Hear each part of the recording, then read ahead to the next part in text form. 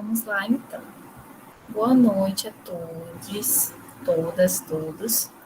Meu nome é Giovana Fitas e eu sou da comissão organizadora da Semana do Professor.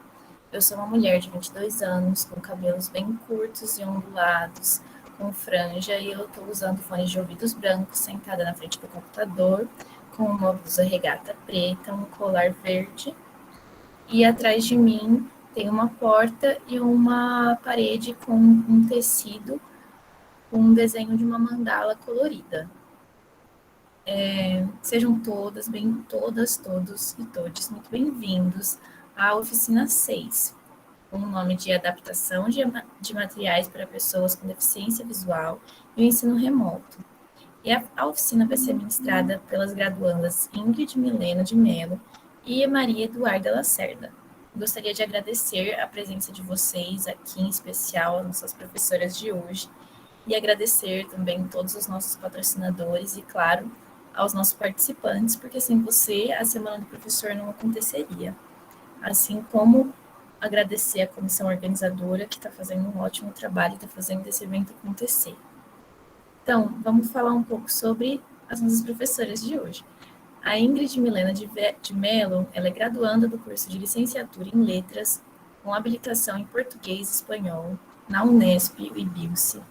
Participou no ano de 2018 da segunda Semana do Professor como convidada do Espaço de Diálogos com o tema Educação Inclusiva e Acessibilidade. Em 2019, ela ministrou na terceira Semana do Professor a oficina intitulada O Código Braille nas Áreas do Conhecimento. Ela ministrou no ano de 2020, na 32ª Semana de Letras, o mini curso... Espera um minutinho que eu vou permitir aqui.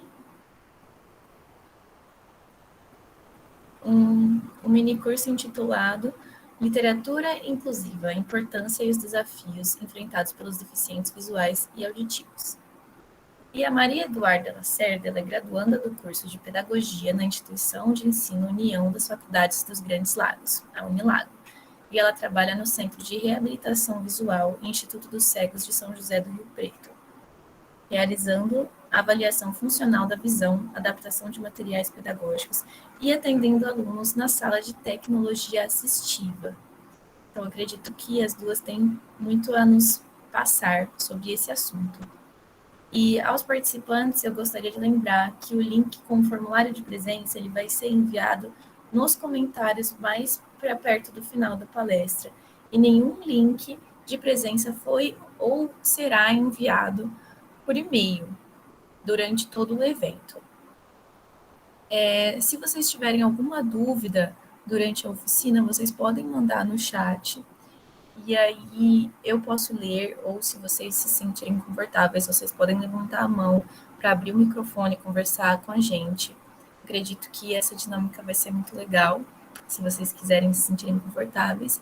E mais para o final também, a gente também pode abrir isso, mas podem se sentir à vontade de ir mandando perguntas conforme vai acontecendo a oficina, ok? Eu vou passar a palavra para as meninas e eu vou para a minha apresentação.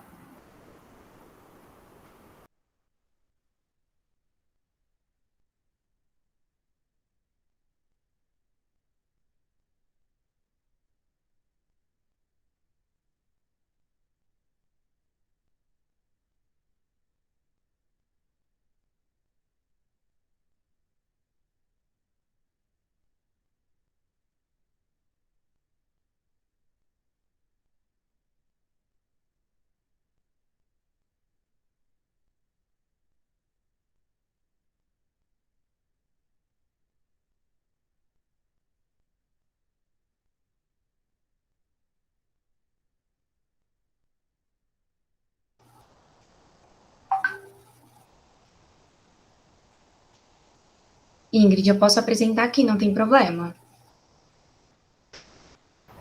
Apresente, Dudu, por favor. Tá.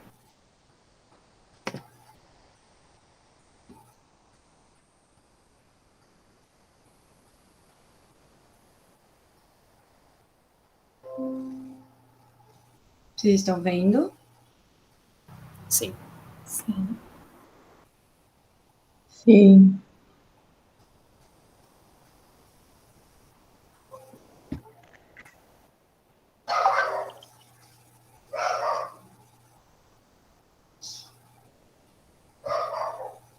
Ingrid, tudo ok para você? Sua tela? Tudo certo. Você quer começar? Posso começar. Pode começar, então. Bom, boa noite, pessoal. Meu nome é Ingrid, né? Foi devidamente apresentado. Obrigada, Giovana, e obrigado a todos que estão aqui também. E obrigado, Duda, por ter aceitado quando eu te convidei para ministrar essa oficina comigo. Bom, eu fiz a minha descrição, né? Sou uma mulher branca, de cabelo curto, ondulado também, mais ou menos no meio da franja. Estou com um vestido de alça, listrado, branco e preto. Uso óculos e ao fundo está a parede do meu quarto e um pouco ao lado está a janela. Bom, eu gostaria de fazer uma observação da minha atuação, né, nessas atividades e também o slide. Eu tenho baixa visão, foi um dos motivos de eu ter ministrado tantas outras coisas, né, nos outros anos. E esse contraste, né, de fundo escuro e letra branca, e o tamanho da letra também, e também o slide não está com muito texto por causa disso. Enfim, acho que é isso. Duda, passo a palavra para você fazer sua descrição e tal. Então, boa noite, pessoal. Primeiramente, quero começar agradecendo, né, a Ingrid. Acho não, tenho certeza que sem ela isso aqui não seria possível. Eu agradeço muito pelo convite, pela confiança, porque ela acompanha de perto o meu trabalho, né? Tive a oportunidade de ser ali professora dela por um tempo, pouco tempo, né? Mas tive a oportunidade. Agradecer a Giovana, né, por todo o apoio, todo o suporte também. E a todo mundo que está aqui, eu já vi muitos rostinhos conhecidos, tenho muito aluno meu aqui, gente. Muito aluno. Então, agradecer a vocês, eu mandei o link para todo mundo, né? Eu vi até que a minha mãe está aqui, as minhas amigas. Agradecer a todo o pessoal que está aqui. Também já fui devidamente apresentada, né? Só reforçar que atualmente eu não estou mais no Instituto dos Cegos. Eu até conversei com a Ingrid antes dessa palestra para saber se talvez teria algum problema, né? Mas ela disse que seria tranquilo. Eu recebi uma outra proposta e atualmente eu atuo como coordenadora pedagógica na Microlins em Catanduva, tá? E aí, dando sequência na nossa conversa de hoje, que vai ser um bate-papo e a gente pede que vocês interajam mesmo. Se tiverem perguntas, façam perguntas, porque aí assim a gente consegue entender e se conectar melhor no assunto. Nós vamos falar hoje sobre adaptação de materiais para pessoas com deficiência visual e o ensino remoto. Como a Ingrid já falou, né, nós fizemos esse slide contrastado para que fique melhor visualmente para ela. Então, um fundo preto com letras brancas, né? Eu perguntei tudo para ela como seria melhor, fiz algumas coisas e enviei para ela para que ela me desse o feedback se estava bom visualmente para ela ou não. Ela disse que sim, então foi aprovado. Tá? Por isso, vocês vão ver tudo com letras grandes, tudo em caixa alta, tudo em negrito, né? É por conta disso, tá? Para que a Ingrid se sinta confortável visualmente. A gente colocou aqui uma introduçãozinha, né?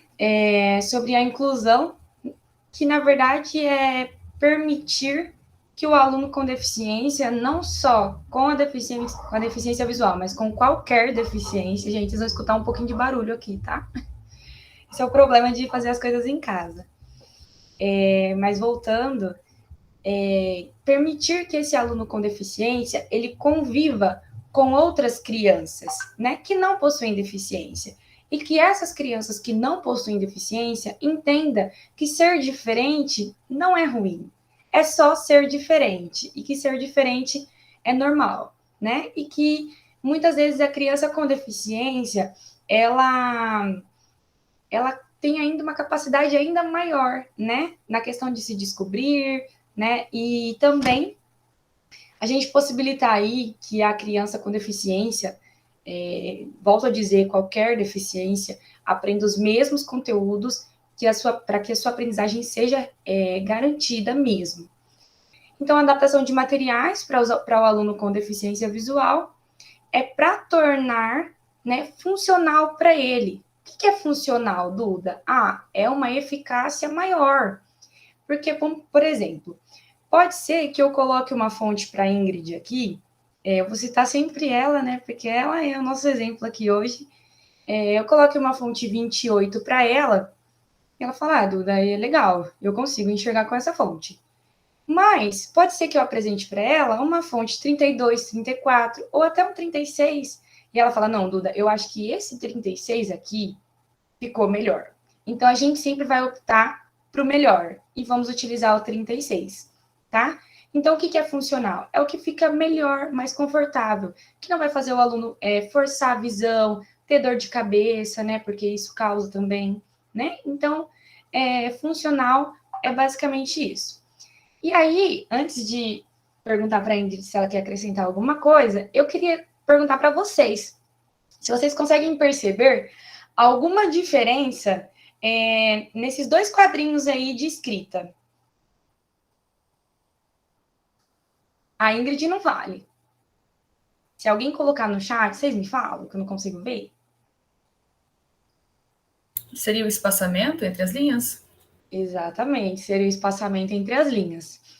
Da esquerda, a gente tem sem espaçamento, e na direita, a gente já tem com espaçamento de 1,5. Tem alunos que precisam do espaçamento, porque é muito mais confortável, muito melhor para que ele se localize. E tem alunos que não precisa, tá? Então, por isso que eu coloquei aí essa diferencinha só para a gente se situar nessa questão. Ingrid, você quer pontuar alguma coisa? Eu só queria acrescentar que eu achei interessante isso que a Duda comentou sobre os tamanhos, que, por exemplo, às vezes, algumas pessoas pensam assim, né? Quanto maior, melhor, mas nem sempre. Por exemplo, vou usar o exemplo que a Duda deu, né? Do 28, 32, 36, eu acho. De repente, para mim, o 32 é muito grande, sabe? Porque acontece isso também, às vezes uma também tá muito perto. Vou dar um exemplo quando eu vou no cinema, sabe? É muito engraçado, tem que escolher um lugar estratégico. Pois é, gente, eu vou no cinema. Assim, as pessoas às vezes acham que não, mas sim, eu vou. Porque as pessoas, nossa, não enxergo. Não, enxergo pouco. Aí às vezes eu fico perguntando para as pessoas que estão comigo e elas que lutem. Eu sempre aviso, eu perguntem. Mas às vezes, o exemplo do cinema e o exemplo da fonte, se é um tamanho muito grande ou dependendo da distância também, isso, tipo, atrapalha. Então, às vezes, se for uma fonte muito grande, aí eu fico, nossa, meu Deus, está muito grande, precisa ser um pouquinho menor também.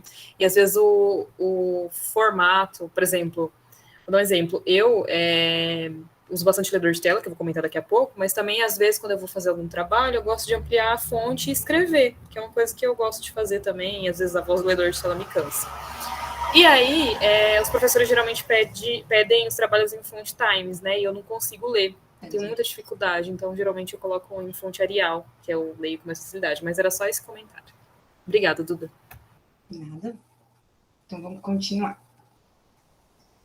Aí a gente tinha colocado uma apresentação, mas a Gi já adiantou tudo, né? Agradeço por isso. Então, só para frisar, atualmente eu não estou no Instituto dos Cegos, mas eles me deram total respaldo e disseram que tranquilamente eu poderia continuar com a palestra, com a Ingrid na palestra, né? Porque a experiência foi muito grande, eles também me conhecem, né? Conhecem o meu trabalho. Então, é por isso que eu na verdade, nem pedi para que mudasse. Esse slide que eu estou usando, Ingrid, não é aquele último que eu te mandei.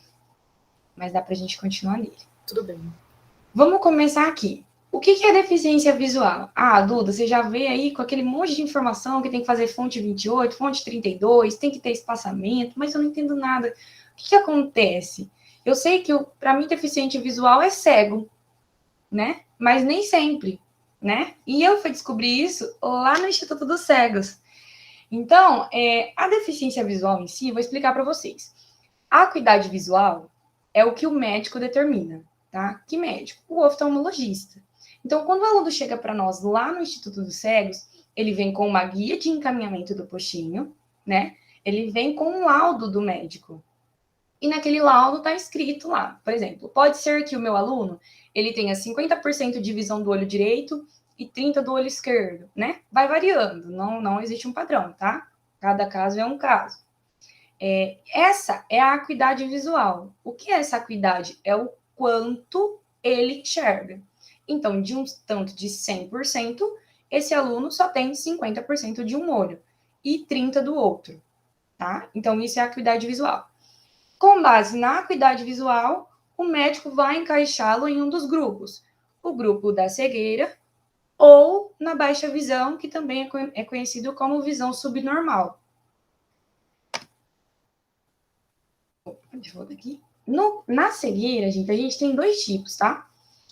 A cegueira congênita, que é quando a criança, né, ou o adulto, quando a pessoa nasce cega, tá? Então, essa é a cegueira congênita. E a cegueira adquirida, que ao longo da vida ele vai perdendo a visão. Ele se torna um baixa visão ou um deficiente visual total. Aí ele nasce, né, vidente, ao longo do tempo ele vai perdendo. O baixa visão é tudo de acordo com a avaliação funcional da visão. Não tem um padrão. Todos os baixa visão enxergam igual. Todos os baixas visão, a adaptação é igual. Não. São coisas diferentes. A visão é diferente, a adaptação é diferente, é tudo muito individual. Ingrid, quer acrescentar alguma coisa? Sim, já ia levantar a mão aqui. Não, pode falar. Eu queria acrescentar uma coisa, pessoal, que também, sim, né, é bem variado, nossa, é amplo. Por exemplo, eu enxergo 5%, eu enxergo muito pouco. Mas eu sempre tive estímulo, que é uma coisa importantíssima também. Eu frequentei um instituto muito bom quando eu era criança, chama Instituto Laramara, um instituto em São Paulo. E eu fiz muito estímulo, né? Principalmente estímulo visual, e também eu fiz outros estímulos, porque, bom, pode acontecer, a gente não vai falar aqui, mas tem deficiência múltipla, enfim. Mas no meu caso, da visão, sempre tive esse acompanhamento desde criança, então, por mais que a minha visão seja, a porcentagem seja muito pequena, pode ser que eu consiga ler coisas, ou fazer coisas, ou ter uma mobilidade que pessoas, às vezes, com uma porcentagem maior que a minha, não consiga. Então, era só acrescentar isso mesmo. Isso aí. Aí vem a pergunta, por que adaptar? Aí eu quero, na verdade, que vocês, né, que estão assistindo a palestra, me respondam. Qual a necessidade de adaptar um material como esse? Vamos supor que todo mundo que está aqui, que eu sei que tem pessoas que ainda não são formadas, né, mas todo mundo que está aqui é professor. E aí, você tem um aluno deficiente visual total. E aí, ele recebe um material como esse na escola. Por que adaptar? Esse material dá certo para o meu aluno? Ele vai conseguir fazer? Não. Para ele, é insignificante. É como se você desse uma folha na mão dele e é uma folha, porque é o que ele consegue sentir. Porque a visão dele é as mãos, é tudo pelo tato. Então, ele vai sentir aquela folha e para ele é só mais uma folha, tá? Ou uma apostila, ou um caderno, né? Então, esse material, ele não tem sentido algum para ele. Então, o porquê de adaptar parte daí, né? Para o material que eu recebo na escola e para o aluno que eu tenho dentro da sala de aula. Ingrid? Bom, vamos lá, né, o relato. Eu fiquei pensando, né, sobre isso, que eu achei bem interessante. Que no caso, né, eu só vou ler aqui só por desencargo de consciência. Então, um relato, né, sobre eu como estudante e as disciplinas que eu deixei de acompanhar pela falta de adaptação. Bom, eu sempre tive baixa visão, né, congênita, só caso alguém esteja curioso, me pergunte daqui para lá, eu tive catarata, então a minha visão não desenvolveu. Então, eu sempre tive essa condição de enxergar pouco. E eu sempre, de certa forma, acho que desde criança eu tive uma certa dificuldade com a adaptação, dos professores não fazerem. Eu não tô aqui crucificando ninguém, tá, gente? Porque eu sei que é difícil, é complicado. Eu dou aula, né, no cursinho agora, não tenho nenhum aluno com deficiência, não tive. E eu sei que é difícil, às vezes, a gente adaptar a aula, independente do contexto, até se não é uma pessoa com deficiência, mas sempre tive essas questões. E quando eu estava com 12 anos, 11 anos mais ou menos, consegui fazer cirurgia, minha visão deu uma melhoradinha, mas foi, tipo, muito pouco mesmo, foi de 5% para 10%, mas para mim, né, tava ótimo. E aí, eu tive um edema, do nada, assim, acordei, não tava enxergando, e a minha visão, tipo, decaiu de novo. E, na época, eu usava lápis, usava caneta, usava caderno com as letras, as linhas maiores, desculpa. Então, eu, de boa, assim, suave, usava a lupa para longe também. Só que aconteceu isso, e aí, na hora, eu fiquei, tipo, muito perdida, né? Porque eu fiquei, e agora? Porque eu já não conseguia mais usar lápis, não conseguia mais usar caneta. E eu, na época, eu gostava muito de matemática. Eu gostava muito de matemática. Eu tinha um raciocínio lógico muito bom. Eu adorava fazer conta. Detestava o português, que achava muito chato. E aí eu cheguei e fui conversar com a minha professora. E ela pegou um lápis, escreveu e falou: "Você tá conseguindo ver?" Eu falei: "Não, com lápis não." Ela: "E aí, como que a gente vai fazer?" Eu falei: "Não sei, professora, eu não sei." Porque eu também não sabia, né? Parece que, eu não sei, talvez alguém pense, mas não, a gente às vezes também, a princípio, fica perdido como eu fiquei, ou tem que ir tentando métodos para ver o que dá, o que não dá, ou combinar uma coisa e outra, ou em uma condição ou outra. E a minha professora falou assim: "Ah, eu não sei, então, o que eu faço com você?" Aí eu fiquei tipo, meu Deus. E foi muito triste, né, para mim ouvir isso. Um pouco, né, tipo, eu tava com 14 anos, mais ou menos, tinha passado o tempo, né, da cirurgia, tava na adolescência também, uma porção de coisas, tava terminando o ensino fundamental, indo para o ensino médio, e aí no ensino médio começou outras disciplinas de exatas também, que eu também não pude acompanhar, mais ou menos pelos mesmos motivos, né, são bem visuais em alguns aspectos, e os professores passavam as coisas na lousa e eu não conseguia ver. E aí eu comecei a me aproximar mais das humanidades, porque eu antes tinha uma memória muito boa e prestava, de certa forma, bastante atenção, conseguia entender. Então eu comecei a me aproximar mais das disciplinas de humanidades e parei, né, de estudar matemática, porque eu fiquei muito frustrada, biologia também. Já vi o professor falar: "Ah, porque eu não sei como te ajudar, eu não sei o que eu faço com você", esse tipo de coisa, ou "ai, depois eu te ajudo", e esse depois nunca assim, sabe? Então, eu tive vários problemas, assim, no ensino médio, né, de não ter adaptação, na verdade, e depois do ensino médio eu fiz um cursinho da Unesp, em Araçatuba, que é mais ou menos o mesmo cursinho que eu dou aula hoje, e eu falei: "Nossa, né, vai ser mais ou menos a mesma coisa."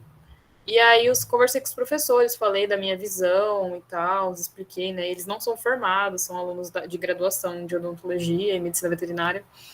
E aí eu comecei a conversar com eles e eles falaram: "Tá bom, o que a gente pode fazer?" E eu fui conversando mais ou menos com cada um.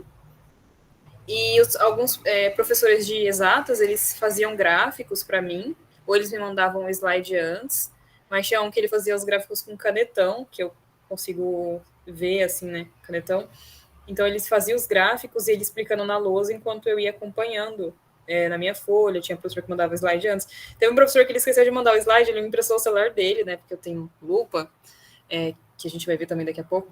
Então, e aí eu parei para pensar e falei: "Nossa, sabe, tipo, olha que coisa, né?" Na escola, os professores, mais uma vez, ainda não crucificando ninguém, mas os professores têm, né, licenciatura, e os outros professores que fizeram mais essas adaptações não têm. Foi uma questão de comunicação, de conversar, de pesquisar, de ver o que dava certo, de ver o que não dava.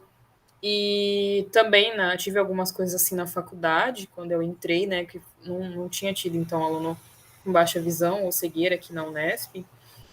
E também, mais ou menos, um pouco das mesmas coisas, de, às vezes, não ter o professor, né? Porque aqui, como é muito texto, eu uso muito material escaneado, eu uso leitor de tela, eu uso muito notebook, então às vezes o professor escrever na lousa, ou o professor, sei lá, passar um texto, como a Duda comentou, de chegar com aquele papel, o professor chegar na aula com um texto e eu tá tipo, tá, o que eu vou fazer com isso, sabe? Por mais que eu use lupa, como eu comentei, a minha visão cansa de ficar lendo. Então, por isso que eu geralmente uso os ledores de tela, para ouvir bastante e tal.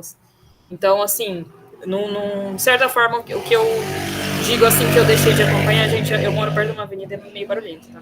O que eu deixei de acompanhar não foi nada que me fez desistir ou de alguma disciplina da escola ou de alguma disciplina da faculdade. Na verdade, no contexto pandêmico, eu tranquei algumas disciplinas porque não estava dando, e também essas questões de adaptação, e estava sendo novo para todo mundo. Mas, enfim, e alguns tive esse problema e outros não, mas acho que na escola eu diria que foi algo mais intenso, assim, sobre essas questões de disciplinas que foram e disciplinas que não foram, sabe? Mas, bom, o que eu tinha pensado para falar em relação a isso. Qualquer coisa alguém pode me perguntar depois, se tiver alguma dúvida. Pode passar, Duda. Só para acrescentar, sobre a questão desse relato que você falou, né? Aceitação é muito difícil, né?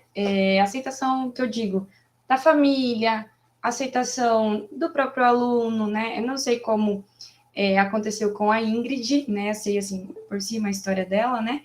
Mas é muito difícil, né? Para o pai aceitar muitas vezes, para o próprio aluno. Então é todo um processo, né? Vem de um processo de empatia, de saber entender, de saber acolher o aluno, né? E até chegar a esse processo da adaptação.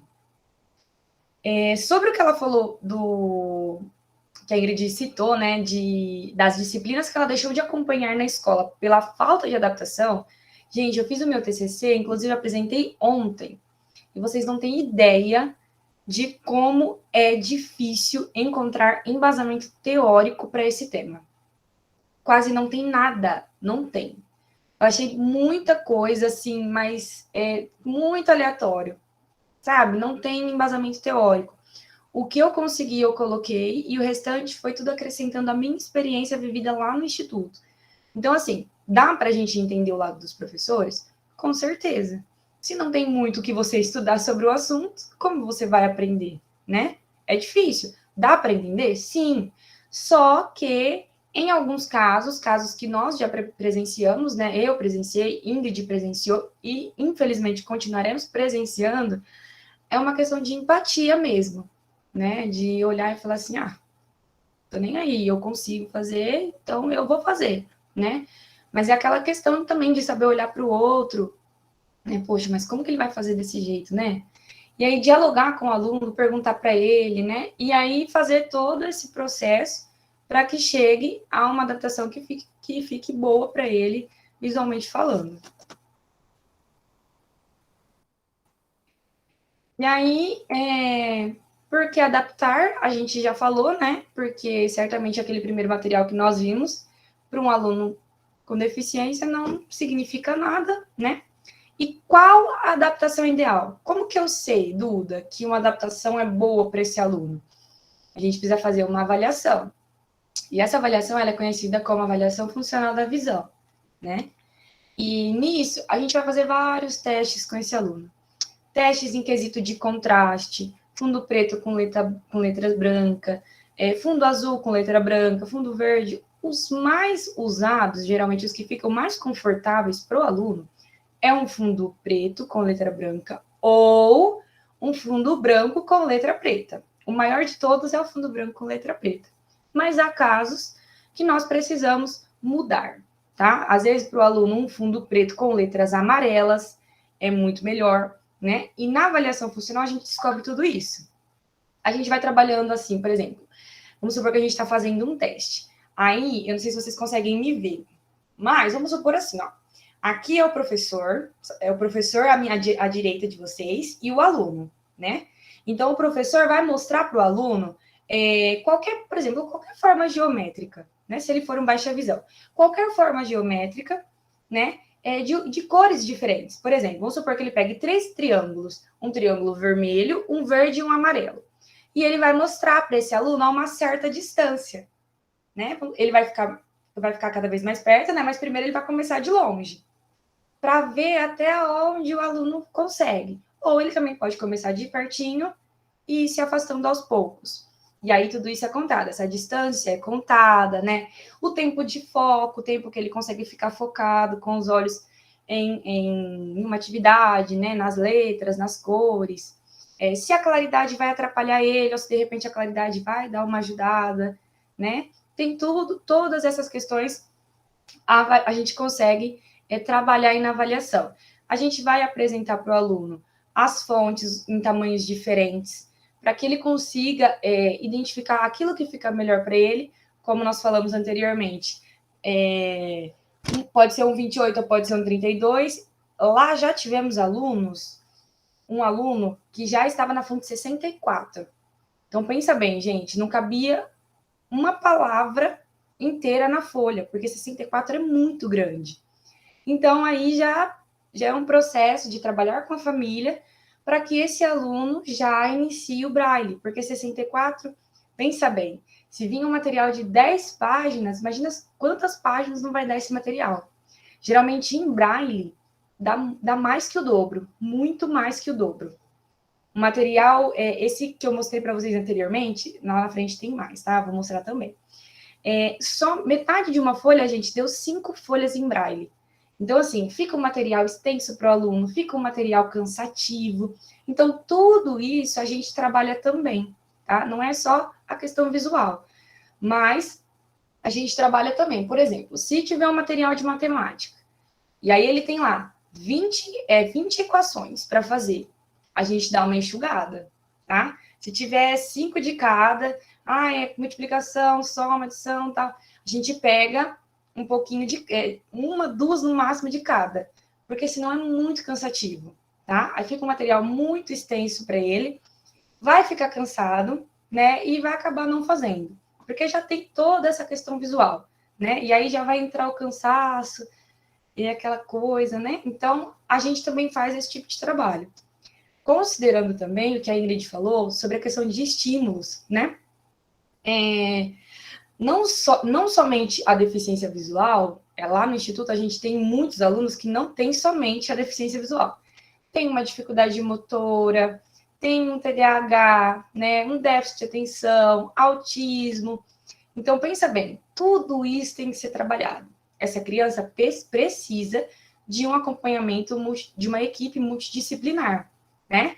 Porque, por exemplo, a gente tem um aluno que ele é deficiente visual, ele é um baixa visão, tá? Um baixa visão um pouquinho ruim, que a gente diz, é que ele é um baixa, mas quase não enxerga nada, tá? Enxerga muito pouco.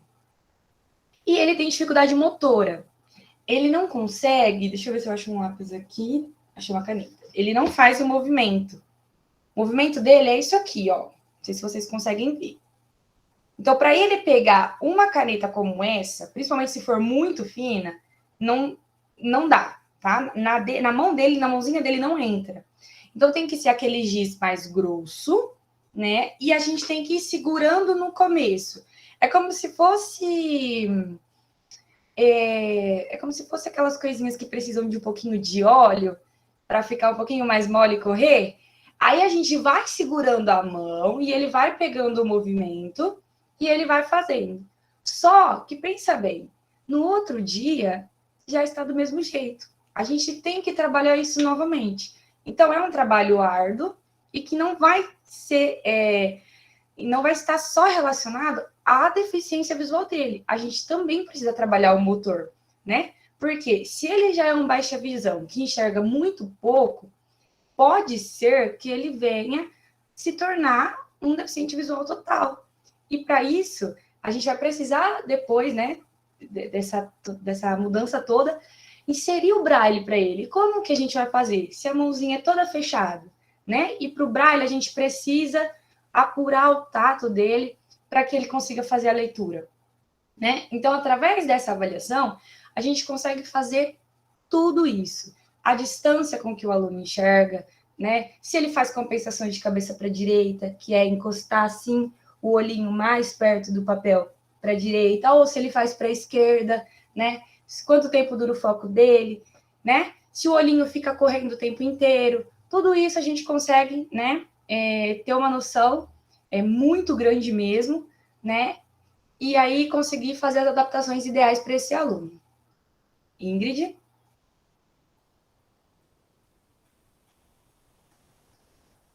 Quer colocar alguma coisa? Não, só acho que a gente tinha comentado, né, da importância do estímulo, e eu pensei em falar uma coisa aqui, que um dos eventos que eu já tinha participado anteriormente me questionaram sobre deficiência múltipla, né, como que eu faço, às vezes pensar que tem esse caso, né, que você falou, tem casos que é estímulo, né, e às vezes também é importante pensar que às vezes não, por N razões, às vezes não tem muito estímulo da família, não tem muito estímulo em casa, enfim. Mas que é importante, porque, por exemplo, só um parênteses aqui, né, como a Duda comentou de outras, às vezes, deficiências, quando eu tenho um leve grau de hidrocefalia, então eu tive atraso quando eu nasci, tive que fazer fisioterapia, essas coisas que a Duda falou que faz com esse menininho, eu tive que fazer por isso, né? Tive atraso no desenvolvimento, acho que eu demorei uns 4 anos para andar e falar. E eu tenho atualmente déficit de atenção. Mas que eu só queria reforçar a importância, sabe, de fazer isso, porque às vezes as pessoas, pensa tipo, sabe, acha cansativo, acha algo assim, do tipo, algo muito difícil. De certa forma não é fácil, sabe? Mas eu só queria reforçar a importância disso, porque eu acho que se não fosse, né, assim, é que no meu caso, a minha mãe sempre, e os meus irmãos, né, sempre estavam lá. Sempre estiveram, né, na verdade. E para até complementar as coisas fazendo em casa, mas se não fosse isso, né, como estaria, ou se não fossem essas instituições, ou se não fossem outros professores, mas eu só queria complementar isso, eu não tenho mais nenhuma sequela, tenho uma boa mobilidade, na verdade,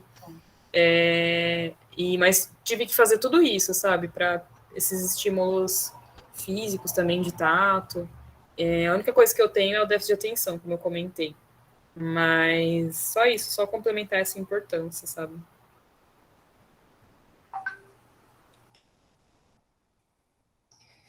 Ainda sobre o teste, né? Ele é uma avaliação muito minuciosa, que vai analisar a funcionalidade da visão, né? E vai indicar se o resíduo que ele possui vai precisar de adaptações nesse material didático. Um resumão, gente, a avaliação, ela vai dar para nós qual é a qualidade da quantidade de visão que esse aluno tem. A quantidade, que é a acuidade visual, quem dá é o médico. E nós, profissionais da educação, né, através dessa avaliação, o profissional, né, que pegar essa avaliação para fazer com o aluno, ele vai ter aí o resultado da qualidade dessa visão. Ou seja, não é porque o meu aluno enxerga 50% que esse 50% significa em qualidade o que ele é em quantidade. Porque veja bem, 100%, de um total de 100%, 50% é a metade. Então, ainda é algo bom. Vamos supor, se a gente fosse dividir em 2 olhos, é como se ele enxergasse de um olho perfeitamente, certo? Mas, em qualidade, não significa que é a mesma coisa, tá? Ele pode ter 50%, mas essa qualidade pode ser não tão boa, tá bom? E aí, como eu expliquei tudo no outro slide, mas também é avaliado o campo visual, que indica se o aluno segue o objeto, né? Girando aqui 360 graus em torno dele, se o aluno segue, né? Tudo isso é avaliado. A gente tem lá no Instituto terapeuta ocupacional, né? Temos a psicopedagoga que faz esse teste minuciosamente, essas etapas assim, e aí o pedagógico também vai e faz a sua avaliação. Nessa etapa, né, o aluno vai indicar quando e se o objeto está visível para ele. Né? O objeto virando assim em torno dele, ele vai indicar se ele está conseguindo ver, se é visível para ele determinado objeto. A fixação visual, né? Quanto tempo ele consegue ficar com os olhos fixos em um objeto. O segmento visual, que vai indicar se a criança segue esse objeto com os olhos. A coordenação olho-mão, né?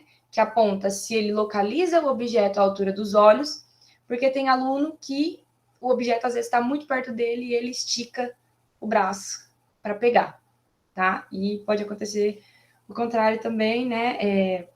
tudo pode acontecer no momento da avaliação. Às vezes o aluno fica muito tenso, fica muito nervoso, principalmente se ele for na faixa aí de uns 10, 12 anos, né, que já está entrando na adolescência, né, eles ficam muito tensos, eles ficam com medo. Então, às vezes, a gente não consegue fazer o teste em um dia só. Na verdade, nenhum teste é feito em um dia só, né?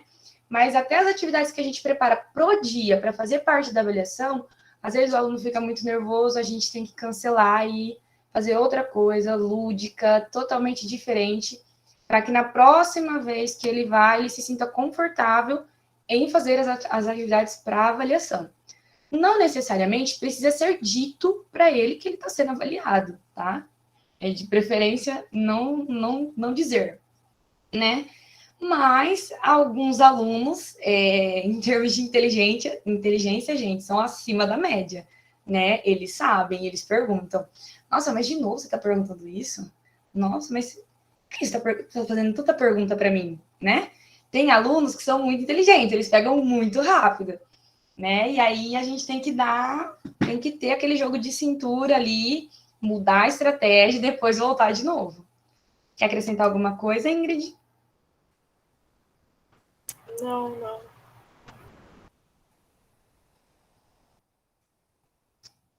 Essa parte aqui, a Ingrid colocou, e eu achei, assim, é muito... Gente, é essencial, né? Vou deixar ela falar sobre isso, e depois eu vou dar um exemplo que aconteceu com a gente antes de eu sair da instituição. Pode falar, Ingrid. Bom, eu coloquei a importância da comunicação, porque, né, eu percebo que, não só nesse aspecto de escola, no âmbito escolar, mas em muitas ocasiões as pessoas têm um certo medo, né, de conversar com a gente, assim. Elas já ouvi pessoas falar, eu não sei como eu falo. Do que eu te chamo? Eu falo, me chama pelo meu nome, eu tenho nome. E assim, eu tô indo com respeito, é claro, mas é porque é tão. Pra mim, né, pra gente, eu acho, pra Duda também, pra gente que tá nessa área de alguma forma, é tão básico e simples, mas que as pessoas não sabem, elas não se aproximam e não há contato, enfim. Mas eu coloquei isso justamente no âmbito escolar, de questionar o aluno, né? Porque às vezes a adaptação não é algo tão difícil, ou não é um bicho de sete cabeças.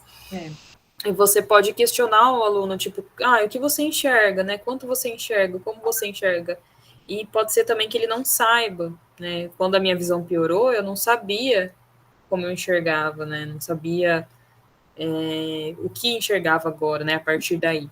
E aí uma amiga minha, a gente é amiga, ela é da área de educação inclusiva, e ela, porque eu não tinha ninguém, assim, então ela começou quando eu estava na minha cidade, né? Eu não sou daqui de Rio Preto, sou de Buritama. Então ela falou assim, o que você fazia? Eu usava lápis, né, e caneta. E agora? Eu, não consigo não. Aí ela, peraí, já tentou canetão? Aí eu, não. Tipo, eu fiquei, nossa, não. E aí tentou um canetão. Não, esse aqui tem a ponta muito fina, esse aqui tem a ponta muito grossa, que acontece também. Se for uma ponta muito grossa, eu não consigo ler. Esse aqui é tal jeito, essa cor é muito fraca, essa cor é muito forte. E tentando. E uma vez um professor tentou fazer uma adaptação, não lembro do que, acho que era de química, aí ficou muito grande. Aí eu, nossa, meu Deus, aí eu fiquei meio sem graça de falar. Então. Aí eu falei, então, professor, é que eu não sei. Também não tinha entendido muito bem exatamente o que tinha acontecido, mas falei, eu acho que tá muito grande, não dá pra fazer uma folha menor, um pouco? Enfim. Aí ele fez e falou, tá. Aí ele tentou e fez de novo, viu que dessa segunda vez que ele fez, deu certo. Foi o que eu comentei do tamanho e proporção. E às vezes também, às vezes eu preciso de relevo, mas às vezes não, por ter a visão. Então, às vezes, se algo tiver desenhado com um traço mais forte, principalmente de canetão, que para mim é melhor, mas uma cor mais forte, para mim já é o suficiente. Não precisa de relevo. Mas talvez, dependendo do que for, eu preciso tocar para entender o que é, porque às vezes vendo eu não consigo entender o que é aquilo. Então, às vezes, alguma coisa eu preciso tocar para, então esse negócio é assim. Não estou falando só em questões de escola, mas N coisas assim que eu para entender como funciona, ou para entender exatamente como é, ou a textura, se é delicado, se não é. Enfim, acho que por hora é isso. Duda, você quer falar? Sim. nós tivemos, só para reforçar como que é importante a comunicação, né? Nós estávamos em um dia de reunião lá na instituição e a nossa diretora lá, ela passou para a gente que um rapaz ligou para ela, é de uma outra cidade, não vou me lembrar o nome agora, desesperado. O que eu faço agora? Eu vou receber uma funcionária, ela é cega. O que eu tenho que fazer para ela? Eu vou ter que mandar colocar piso tátil, eu vou ter que fazer isso, rampa. Aí ela falou, calma, espera um pouquinho. Você já conversou com ela? Já sentou com ela? Porque ela já é uma mulher adulta, né? Então ela já sabe o que é bom para ela. E se de repente ela não souber, vocês vão descobrir juntos. Mas ele não tinha nem conversado com ela, não tinha nem perguntado, olha, um piso tátil te ajuda? Ou se eu te explicar como é o ambiente, der uma volta com você. Nem isso ele tinha feito. Ele não tinha nem levado ela na empresa ainda, nem apresentado para ela, olha, aqui nós estamos na entrada, à sua direita tem tal sala, seguindo reto no fim do corredor, à esquerda tem tal sala, né? Nem isso ele tinha feito. Ele não tinha apresentado o ambiente para ela. E ele já estava assim, desesperado, querendo fazer um monte de alteração no lugar para receber ela. Então, assim, a comunicação é muito importante, né? Principalmente quando é para conhecer o aluno e fazer algo que vai ser para conhecer, né, o deficiente visual e fazer algo que vai ser bom para ele. Aí aqui eu coloquei a foto do mesmo material que eu coloquei da primeira vez. E essa é a adaptação, tá? Então eu vou voltar aqui rapidinho. Vocês podem ver, ó, ele tá até cortado. O material. Ingrid, vai ficar um pouquinho ruim, tá? Porque esse é o material original. Sem problemas. E a adaptação é em braille, tá bom? Por isso que vai ficar um pouquinho ruim para você agora. Esse é o material da escola e esse é o material adaptado. Então, vejam aí, ó. Cada parte daquela deu um pouco mais de uma folha. Então, primeiro nós apresentamos o triângulo, depois nós com a escrita em braille, dá para vocês verem aí certinho, né? Para mim dá para ver. Se não der, vocês falam aí que eu tenho que dar um zoom. Na segunda, a gente já tem a escrita em braille em cima, que é o textinho lá da atividade. Os palitinhos é para quê? Para ele fazer o desenho dele, né? O desenho que está indicado aqui, ó. Então, pegue os palitos e faça um quadrado, né? Quadrilátero, pentágono, hexágono, né?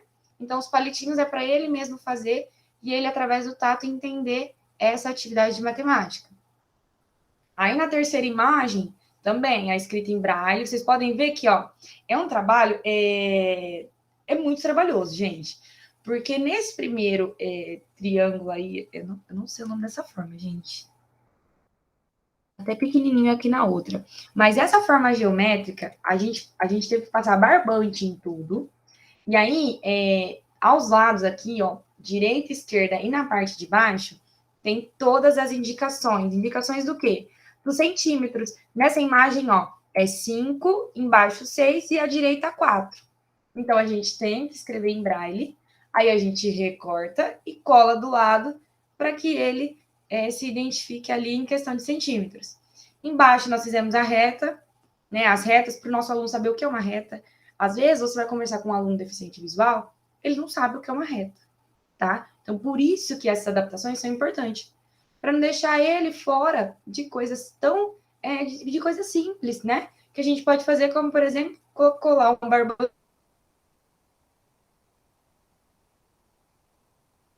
barbantinho reto no meca, né? E que pode estar marcado por vários pontos. Aqui é a continuação, aqui já são 6 páginas, eu falei que tinha dado 5, né? E essa é toda a continuação, mesmo trabalho, mesmo processo. Lá na frente, a gente vai apresentar para vocês a máquina fusora. Ela faz todo esse trabalho de relevo, gente. É só imprimir, né, na impressora normal, só que tem um papel específico, né, acho que é papel seda que chama. E aí você vai passar nessa máquina fusora, e quanto mais você passa o papel nela, mais relevo ela dá para esse desenho, para essa imagem, tá? Só que é muito caro. É R$10 uma folha. Então, para a gente atender todos os nossos alunos, é um custo muito alto. Então, por isso que a gente faz as nossas atividades assim. Faz com barbante, faz com o material que a gente tiver disponível. A gente usa botão, a gente usa miçanga, usamos palito de sorvete, o que tiver lá disponível, em termos de improviso, a gente usa tudo. Quer falar, Ingrid? Não, pode continuar. Esse aqui, eu até coloquei o nome, o nome da escola, que eu até peguei do meu TCC, que foi para o meu TCC também. Esse material da esquerda, ele é um material da Escola Municipal de Rio Preto, que nós recebemos, atividade de agosto, né, desse ano. À esquerda, a gente tem uma tirinha aí da Mônica, né? Vocês podem perceber que até para nós que somos visuais, tá um pouco ruim, né? Tá, a letra aí não tá tão clara para nós entendermos a escrita. Dá para entender, mas não tem muita qualidade, né? E à direita, a gente refez, né? Esse material. Tivemos que encontrar na internet a imagem, né? Aí a gente amplia a imagem e escreve a história.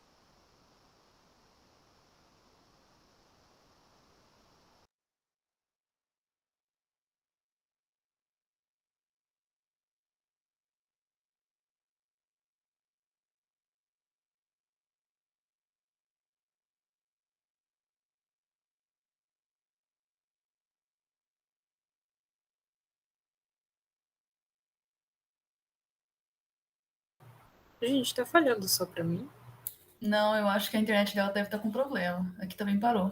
Eu acho que ela caiu. Daqui a pouco ela volta, eu acho.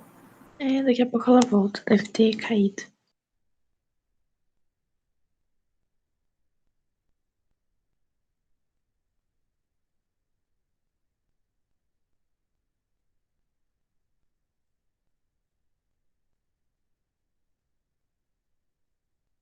Gente, vou no banheiro rapidinho, porque eu tô apertada, já vi.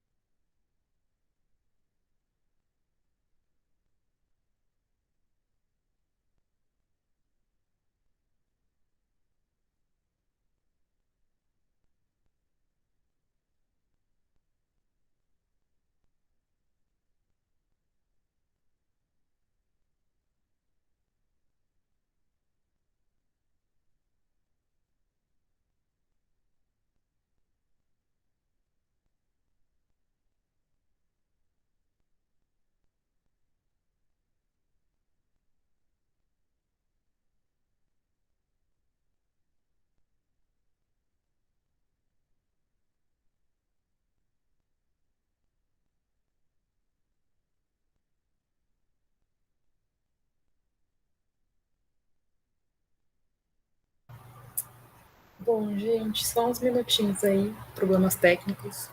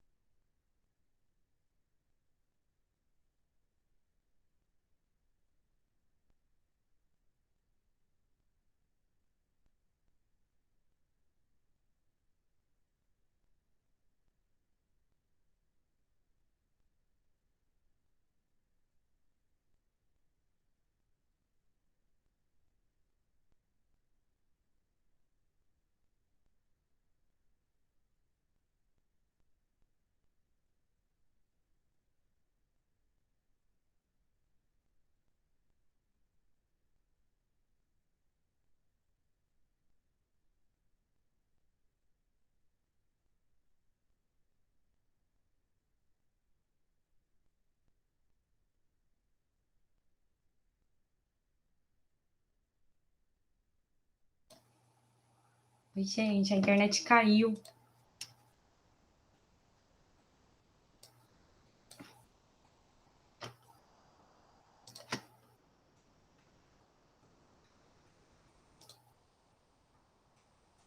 Eu vou voltar a apresentar aqui para vocês e aí vocês me falam onde parou, tá bom? Que eu acho que eu demorei para descobrir que eu estava fora da sala. Parou quando você estava falando que vocês tiveram que pegar a imagem, ampliar ela, você estava falando da adaptação da imagem da Charge, da Turma da Mônica. Ah, tá, obrigada. De muito terror, haverá um tempo que se instalará.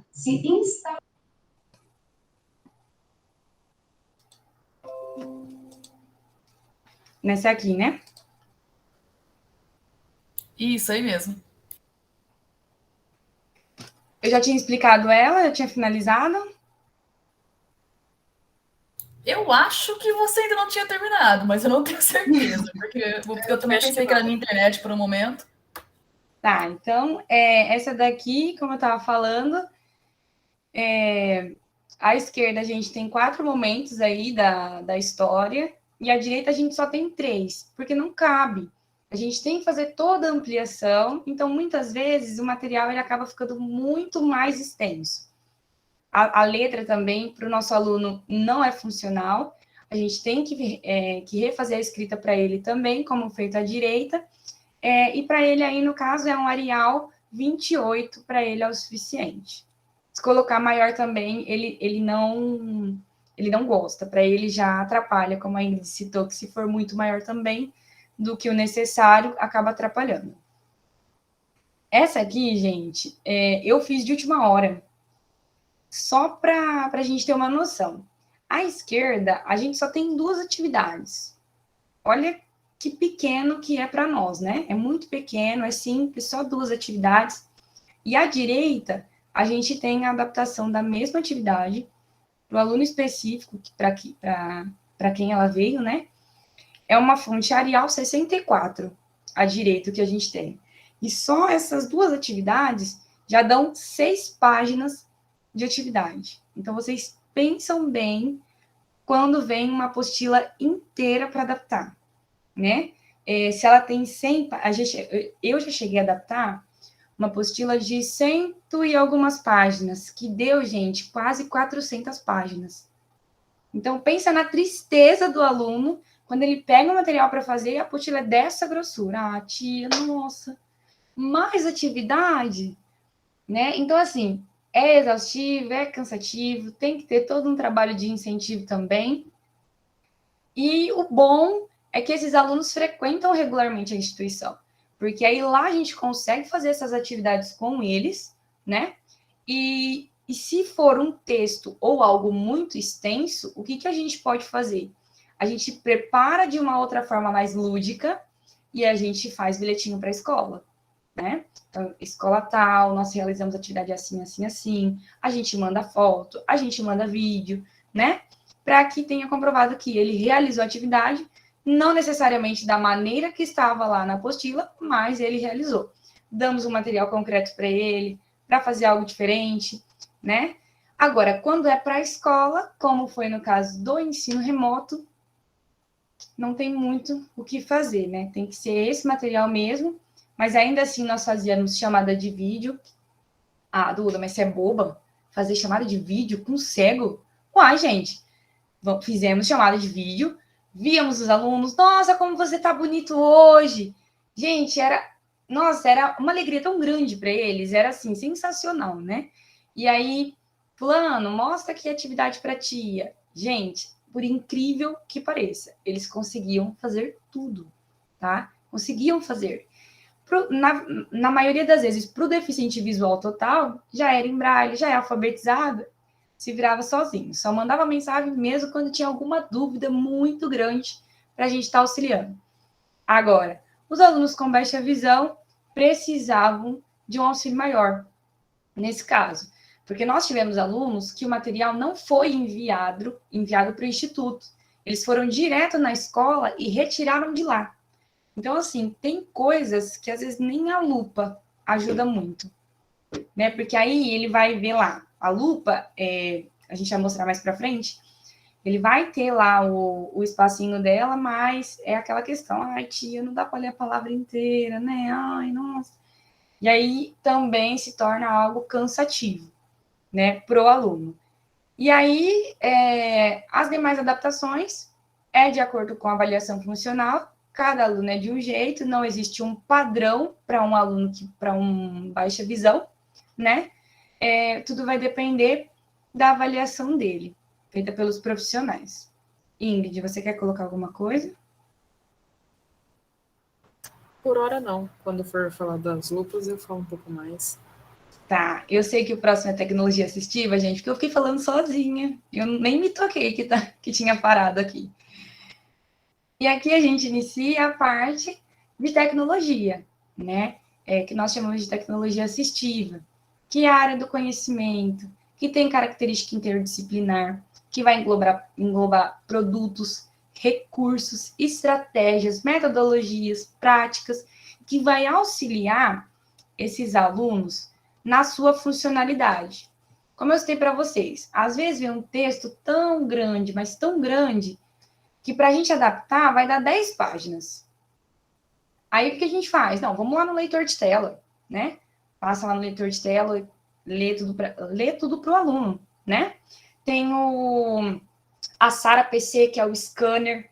Você coloca lá o papelzinho no scanner, ela escaneia toda a escrita no computador e faz a leitura também. Então, isso tudo ajuda muito o aluno.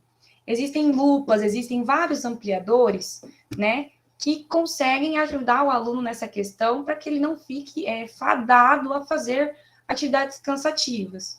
Porque é um processo muito, muito longo e muito difícil também na questão, quando a gente para pensar assim, no lado da criança, né, para pensar, nossa, mas será que o meu amigo faz isso?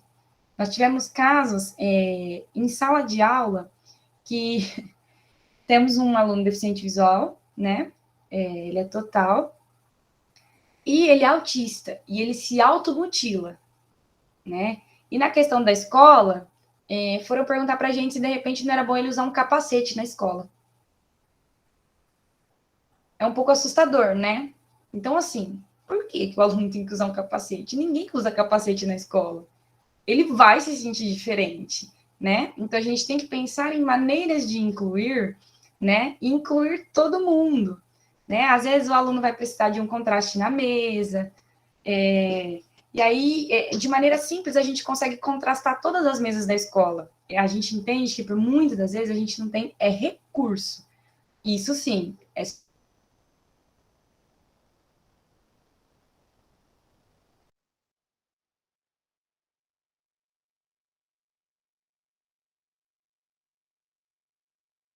Ingrid tá esse contraste. Ingrid não, Maria Eduarda. Travou de novo. Travou muito. Não, só parou alguns segundos. Ah, tá. Gente, não sei o que tá acontecendo. Para mim, tá parecendo o roteador normal aqui. Mas deve ser o tempo de chuva, acredito.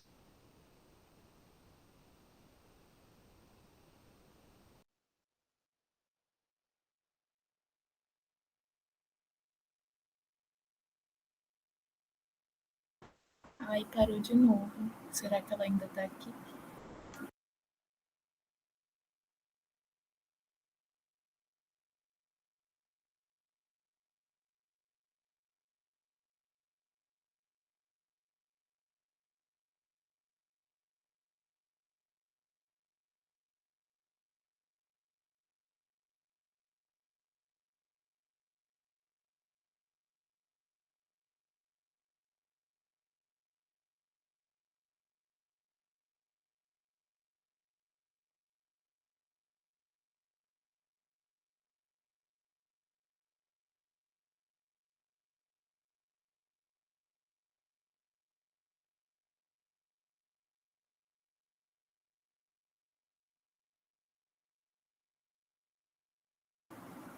Gente, vamos aguardar mais uns minutinhos, que ela caiu de novo.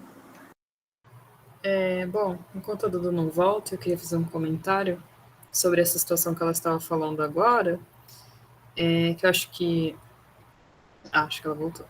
Gente, aqui para mim aparece tudo normal. Mas Duda, posso fazer um comentário rapidinho? Claro, fica à vontade. Eu tinha até perguntado isso quando caiu. Eu achei interessante isso que você falou, né, do aluno, dessa situação que a escola perguntou, né? Então, você tinha comentado anteriormente sobre aceitação, que a gente, né, eu percebi que eu cresci muito sendo vista diferente, né? E aí quando eu cresci me questionando, né, por quê? E me via de uma forma diferente, mas de uma forma ruim. E aí eu tive que desconstruir muitas ideias, tipo, porque eu pensava que eu ouvia, tá? Não tô assim dizendo que a minha família são pessoas ruins, mas é que eles não sabem, essencialmente não sabem. E nunca tiveram, acho que não tem condições de refletir sobre essa minha condição, né? De pessoa com deficiência, que tá tudo bem também, não é um problema, sabe? Quando eu encontro algumas pessoas que ficam assim, nossa, coitada, aí eu fico tipo, ai, meu Deus, coitada por quê? Você nem sabe, você sabe como as pessoas veem a gente assim, então que você tinha comentado sobre isso, né? E eu achei interessante essa questão do capacete, né? Que falaram, eu falei, nossa, de repente pode fazer o aluno se sentir pior. Né, já tive algumas questões assim, que me fizeram, né? Sentar muito na frente, ou o professor toda hora ficar me dando uma atenção maior, que acontece até na faculdade, às vezes, o professor me dá uma atenção maior do que a que eu quero. Ainda, você tá entendendo? Aí eu fico por dentro, pelo amor de Deus, para de me perguntar. Porque também, como eu comentei do déficit de atenção, eu me distraio, né? Então, quando o professor me chama, eu fico, meu Deus, será que eu não estava prestando atenção? E eu me ponho numa situação de ansiedade muito grande, que eu começo a suar e querer sair dali por esse tratamento diferenciado, enfim, que às vezes a intenção é ajudar, mas acaba piorando, digamos assim. Mas era só isso. Pode falar, pode continuar. É exatamente isso mesmo. Tentar incluir o aluno de uma maneira que ele não se sinta tão diferente em sala. A gente sabe que ele é diferente, porque ele tem uma deficiência, né? Mas fazer com que na sala todo mundo seja incluso nessa questão de adaptação, né?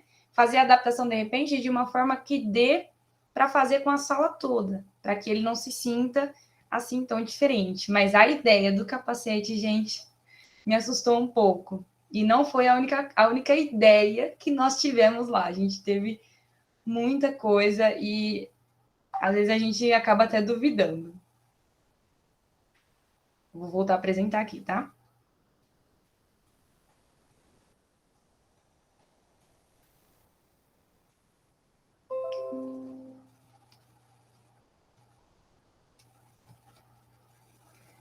E aí a gente tem os recursos tecnológicos. Temos aí alguns tipos de lupa. Ingrid, você como essas fotos são específicas suas, você já fez o uso, você tem mais propriedade para falar que eu. Você quer falar? Sim. Inclusive, elas estão aqui, todas são minhas. A primeira, né, da esquerda, é uma lupa digital, digamos assim. Ela parece meio que um celular. Ela tá aqui, vou pegar ela.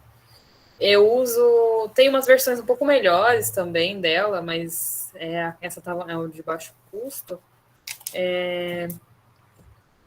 Ela tá aqui, acho que dá para ver.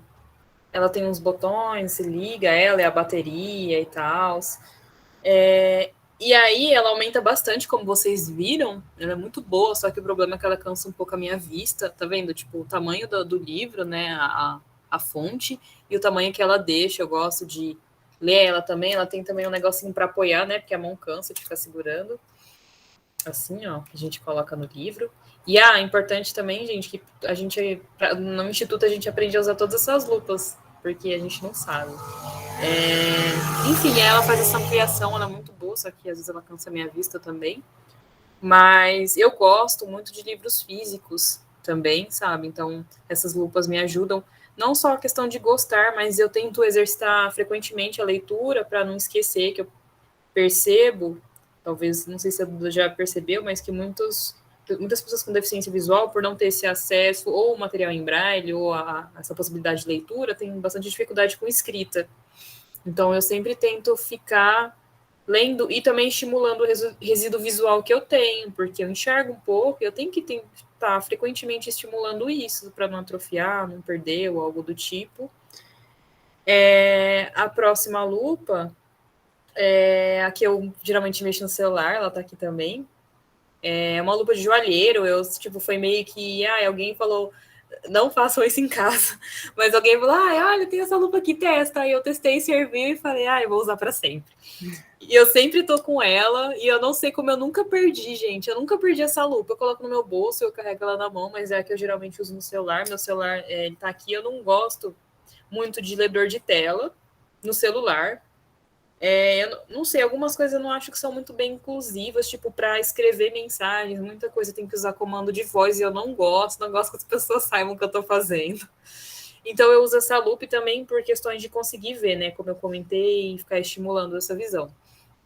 Essa lupa também eu uso para ler, ela eu uso com mais frequência para leitura, vocês viram que ela é bem pequena, isso é uma coisa, de certa forma, é boa para transportar, mas é ruim, porque o espaço que ela pega para leitura, que foi acho que o que a Duda comentou, tia, não pega a palavra toda, me atrapalha um pouco, então às vezes eu tenho que fazer um esforço um pouco maior para ler, ou eu tenho que passar ela com mais rapidez, ou eu tenho que ler ela mais devagar, no caso eu apoio ela e vou, correndo o livro, assim, com ela. E também ajusto ela uma certa distância, aqui assim, mais perto, mais longe, ou mais ou menos. E também pode ser que essas lupas que eu estou colocando aqui, elas não sirvam para outra pessoa com baixa visão, com a mesma porcentagem, com uma visão melhor, enfim. E essa primeira lupa, gente, esqueci de comentar, ela acho que a ampliação não amplia ela muito não, mas ela amplia bastante. Peraí, deixa eu tomar um pouco de água. E ela tem contraste também. Uhum. E tem outro contraste, tem os botões que você muda a folha, ela fica escura e a letra fica branca também. Tem a opção de fundo amarelo com letra preta, fundo preto com letra amarela, até azul com branco. Isso. E a terceira, tem até uma opção que você consegue colocar um cartão de memória e ela fotografa, assim. A terceira é uma lupa, é uma telelupa, para leitura de longe. Eu tenho uma assim, mas não é exatamente assim, ela tá aqui também. Ela é mais um monóculo mesmo, a que eu tenho, porque era mais barata. A que eu comprei era, vamos pôr assim, uns R$50, e essa aí é uns 100 e poucos. Que elas são bem caras também, gente. É meio triste isso, porque essas coisas de tecnologia assistiva geralmente são caras. A que eu tenho é essa aqui. Eu não uso muito em sala de aula, né? Porque eu comprei para testar.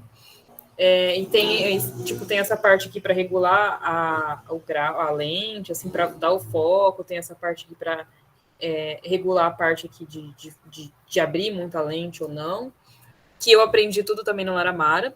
No caso, essa lupa é um pouco diferente, mas em teoria é a mesma coisa para a distância, para o aluno enxergar de longe também. Aí tem também uma distância que ele vai estar da lousa, se é muito perto, muito longe, mas vai fazer a utilização dessa lupa também para realizar a leitura. E é interessante também que quando eu estava aprendendo a usar essa lupa para longe, nessa telelupa, a professora falou, lê uma quantidade de palavras e escreve, porque senão você vai ficar olhando toda hora. Ela, lê, sei lá, 3 palavras numa frase, ou se você conseguir ler a frase toda. Aí eu lia lá, que era a época que eu enxergava melhor, né? Eu lia lá uma quantidade de palavras, aí eu escrevia no caderno, porque senão eu ficava olhando toda hora. Então eu também tive essas instruções de como usar essa lupa também. Duda, você quer acrescentar alguma coisa?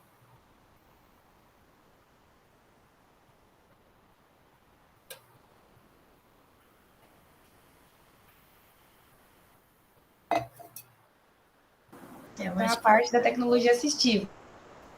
Duda, você tinha travado de novo. Quer dizer, travou de novo agora também.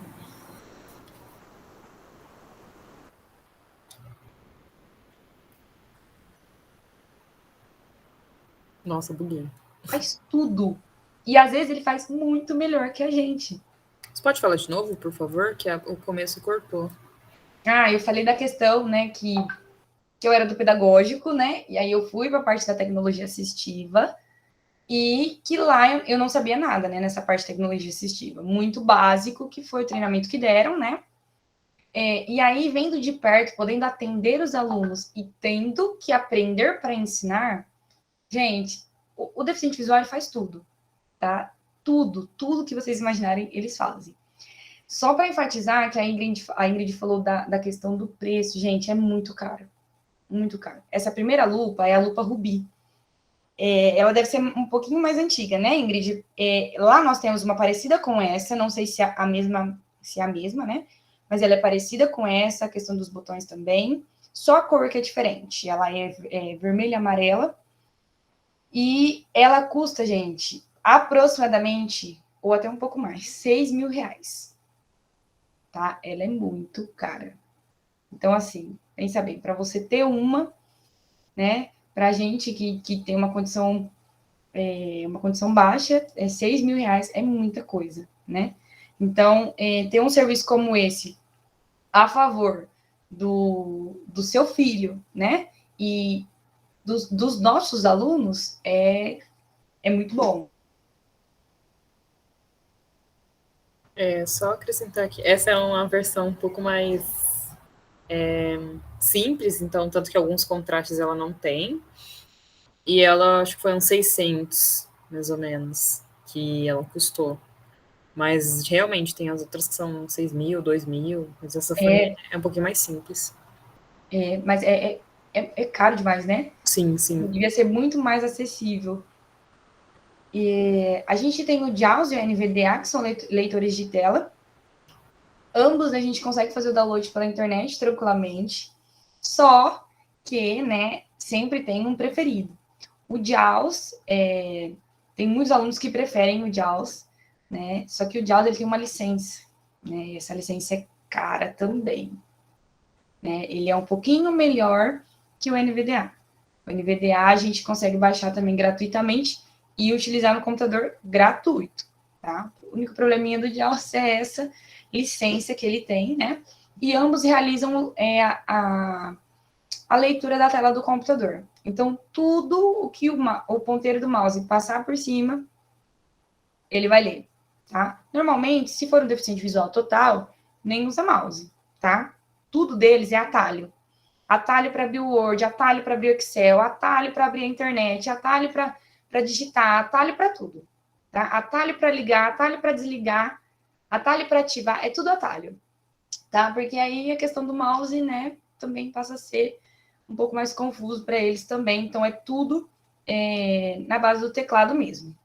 Aí, a primeira imagem que tem aí é a Rubi, que eu tinha acabado de falar para vocês. É mais ou menos parecida com aquela que a Ingrid mostrou, né? Embaixo a gente tem teclado, né? A gente tem esses teclados com contraste, né? Que a gente compra lá pela Civian, né? Tem outros tipos de contrastes. Na época, nós compramos também branco com letras pretas. Compramos branco com letras coloridas, que também é para ajudar os alunos que têm problema cognitivo, né? Que dá uma ali, ajuda um pouquinho a questão de, vogal é uma cor, consoante é outra cor, os números são outra cor, em termos de organização mesmo. Compramos também inteiro preto com letras brancas, maiores e em negrito, né? Compramos uma leva desses teclados para deixar lá para os nossos alunos. E pasmem, gente, eu recebi um senhor, né, lá na sala de informática, e ele gostou muito, foi muito funcional para ele, um teclado branco com letras pretas. Era grande, negrito, era super confortável para ele. E ele encanou com aquele teclado, ele queria aquele teclado. Falei, então, vamos encontrar para o senhor. Aí ele queria saber se tinha alguma loja em Rio Preto que vendia esse tipo de teclado. A gente pode tentar. Gente, aí fui eu tentar ligar nas lojas de informática. E aí eu perguntei pro moço, né? Eu falei, moço, vocês vendem teclado ampliado? Aí ele falou, moça, o que é isso? Aí eu falei, nossa, ele não sabe, então não tem, né? E realmente, ele não sabia, não tinha todos os lugares que eu liguei, né? Não tem. Então, é difícil, né? Muito difícil. O que a gente encontra são adesivos, né? Aqueles adesivos que a gente pode colocar com a letra maior, com contraste de fundo e tal. Só que com o tempo, né? Ele vai saindo e aí a gente tem que substituir o adesivo. Para vocês verem onde chega, assim, a falta de de informação, né? É muito, muito difícil para a pessoa que tem deficiência visual. À direita aí, o primeiro, nós temos a Topaz HD, que é um ampliador um ampliador, tá? Aí onde está o livro, é uma prancha, tá? Que ela se movimenta. Então, ela vai para a direita e para a esquerda, e ela desce e sobe, se necessário. Para o aluno posicionar o livro e direcionar sua leitura, tá? Essa Topaz aí, ela é um pouco diferente da Topaz que a gente tem lá no Instituto. Mas ela amplia até 16 vezes, gente. Então, fica bem ampliado. Às vezes dá para ver 3, 4, pouquíssimas palavras na tela, né? E essa também é a queixa dos alunos. Eu não consigo ver a palavra inteira, né? Ler assim picadinho é complicado. Ela também tem a questão do contraste, tá? Ela tem alguns contrastes dispostos aí. Nela dá para a gente colocar uma linha, né? Uma linha de acompanhamento para leitura. E ela é grandona assim, só faltou a voz, na minha opinião, né? E embaixo a gente tem a Teca Fuser, que é a máquina fusora que eu falei para vocês lá no começo, que se a gente imprimir numa impressora normal, tem que ser no papel específico, né, da máquina, e passar ela, você entra aqui pelo lado direito, ela mesma puxa e ela vai acendendo uma luz aí nesses buraquinhos, e vai sair do lado esquerdo. E aí você vai colocando e ela vai criando o relevo do desenho, da atividade que você imprimiu ali para ela colocar. E eu acho que é isso. Posso fazer um Acrescentar comentário? alguma coisa? Sim, por favor. Eu só queria falar do JAWS e do NVDA, porque a gente fala que o NVDA tem voz feia. A gente tem opções de ajustar o sintetizador, mas eu diria que ele não é tão bom, o NVDA. E tem uma voz meio robótica, a gente consegue instalar uns sintetizadores para ficar com uma voz mais humana e fazer uns ajustes, mas geralmente o JAWS ele é bem melhor mesmo. Você consegue uma versão craqueada, mas não é tão boa, né? E, enfim, dá para comprar uma licença, às vezes, do NVDA também com uma quantidade de vozes, né, em outros idiomas também. Que também acho que é um valor mais ou menos, não diria que é um valor muito acessível, não, que é uns R$300, mais ou menos, consegue uma licença só para usar em um computador. Mas, enfim, era só isso que eu gostaria de acrescentar. E aí, na questão ainda no celular, a gente consegue usar, né? Porque tem o Talkback, que é um pouquinho difícil, principalmente para quem vai iniciar, né? Para quem vai iniciar a aprendizagem com o Talkback, é muito difícil, mas a gente vai com toda a calma. Não, vamos tentar de novo. É assim. Mas tem que apertar 2 vezes, mas tem que selecionar, escorrer o dedo, né? É sempre... É difícil, né? Tudo que é novo para nós é difícil. E para eles, imagina só, né? Ainda mais. A Ingrid não gosta, mas eu gosto do OK Google. Então, o meu é até ativado. Ó. Então, OK Google, ele faz tudo. Ele vai mandar mensagem, ele vai fazer ligação, né? Teve a última aluna que eu atendi, né, no meu último dia, ela ficou fascinada, né? Falei, olha, mas eu não consigo ligar para meu marido, porque eu não estou conseguindo enxergar mais, né? E aí ela tinha um monte de nome no celular dela que estava escrito amor, né? Mas era assim, eram começos de nomes, né? Ou apelidos de pessoas da família, amigos. E eu falei, olha, coloca o nome do seu esposo de vida e vamos fazer o teste. Aí ela achou incrível, né? Porque aí ela foi no OK Google, né? OK Google, ligar para a vida. E ele ligou, né? Só que é aquela questão que a Ingrid falou. Por exemplo, se eu quero mandar uma mensagem, utilizando o OK Google, eu vou precisar falar, né, para que ele escreva.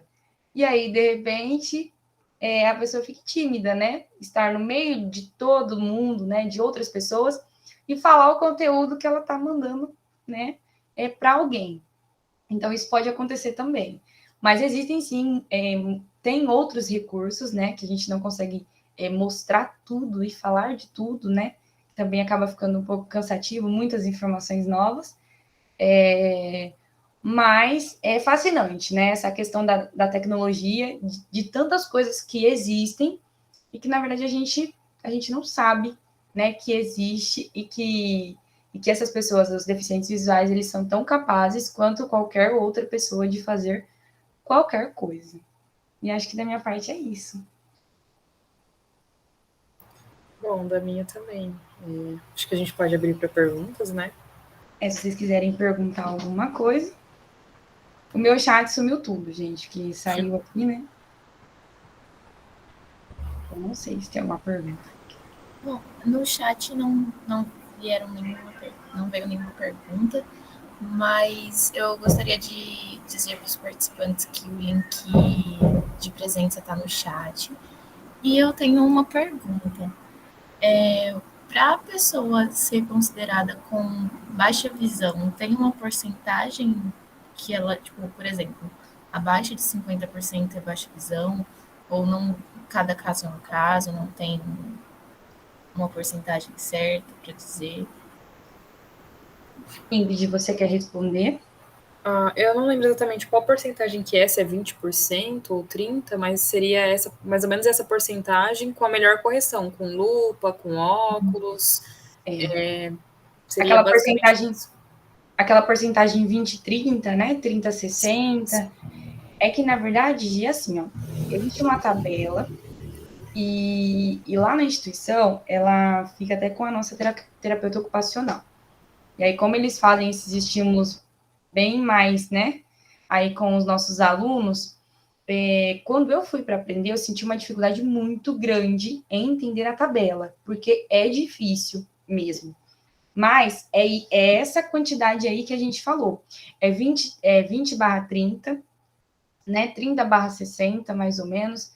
Essa quantidade é 20/60, desculpa, que representa uma leve perda de visão, né?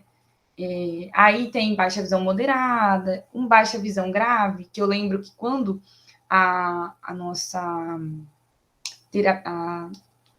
a terapeuta ela foi ensinar para nós, ela falou para nós que 20/200 já era uma baixa visão grave, né? Então, assim, é difícil para entender esse contexto aí de quantidade, né? Mas seria isso mesmo. Para ser considerado um baixa visão, 20/30 já é uma perda leve. Agora, se você vê de repente aí, né, em algum laudo, né? Ou até em algum trabalho, alguma coisa na internet, 20/200 ou até mais, já é uma baixa visão grave. Entendi, obrigada. Assim, entendi por cima, né? Entendi que Entendeu? precisa de um assunto, Entendeu é um como eu assunto muito mais entendi? complexo. Uhum. Sim.